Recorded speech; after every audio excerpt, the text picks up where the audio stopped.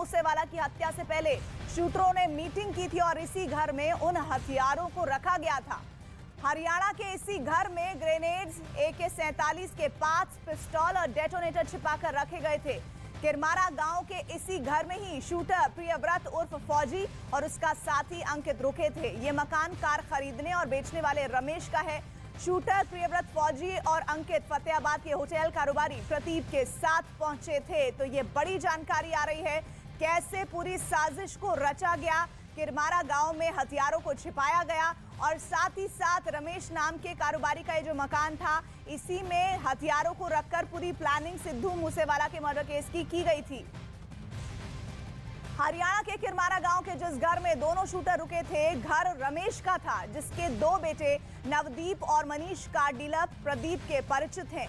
प्रदीप ही प्रियव्रत फौजी और अंकित को लेकर इस घर में आया था। रमेश के दोनों बेटों और कार डीलर प्रदीप को पुलिस हिरासत में लेकर पूछताछ कर रही है।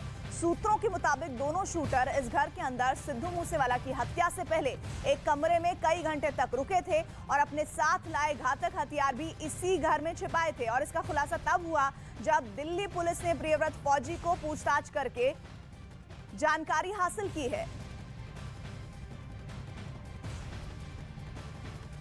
और मूसेवाला के हत्यारों ने जिस घर में रुककर वारदात से पहले मीटिंग की, उस घर से न्यूज़ 18 की एक्सक्लूसिव रिपोर्ट, ये देखिए।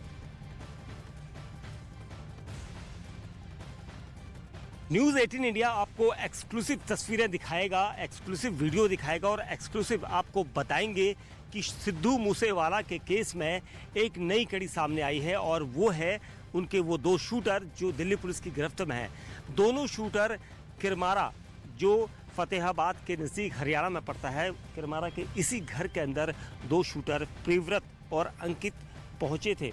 लेकिन उसके साथ कुछ और लोग भी थे। गांव के बीच में, खेतों के बीच में ये बना हुआ आलीशान जो बंगला आपको दिखाई दे रहा है, ये घर, इसके अंदर यहाँ पर पहुँचे थे। ये बताया जा रहा है कि वारदात के ठीक पहले यहाँ पहुँचे थे और कई समय से यहाँ पर कई दिन रहे भी और आए भी, खाना भी खाया और सब कुछ किया।